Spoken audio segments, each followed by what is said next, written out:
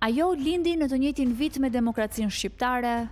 Për më shumë se 3 dekada, besoi se institucionet do të forcoheshin dhe se qytetarët do të kishin gjithnjë e më shumë zënë në vendimarrje, por me kalimin e viteve, Dorela Lazaj dëshmoi një tranzicion të pafund, që ecte paralelisht me moshën e saj, derisa vendosi që demokracinë të mos e kërkonte më në institucione, por duke protestuar në shesh. Nuk është se unë kam një preferencë të caktuar për të shkuar në protestë, është që perioda historike ku ti ke lindur ose kur ti e rritur të përcakton edhe atë në trajektoren tënde profesional. Kam besuar gjithmonë që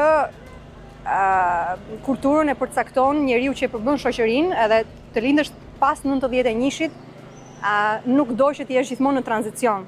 Do që ti të jesh pjesë e një kulture që të përfaqëson. Si shumë të rinj të brezit të saj, pas përfundimit të universitetit, ajo kërkoi të niste një karrierë në Shqipëri, por realiteti me të cilin u përball e detyroi të merrte një tjetër rrugtim.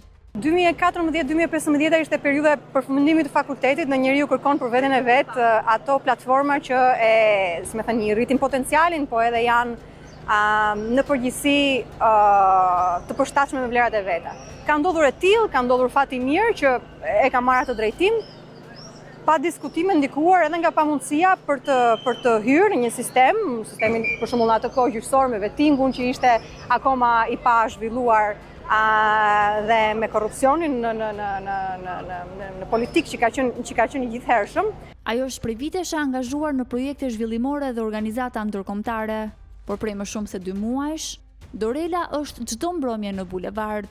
Për të, protesta nuk është një zgjedhje ideologjike, është rrjedhojë e zhgënjimeve të njëpasnjëshme të një brezi që u rrit me premtimin në një Shqipëri demokratike, por që trashëgoi zhgënjimet e dekadave që pasuan.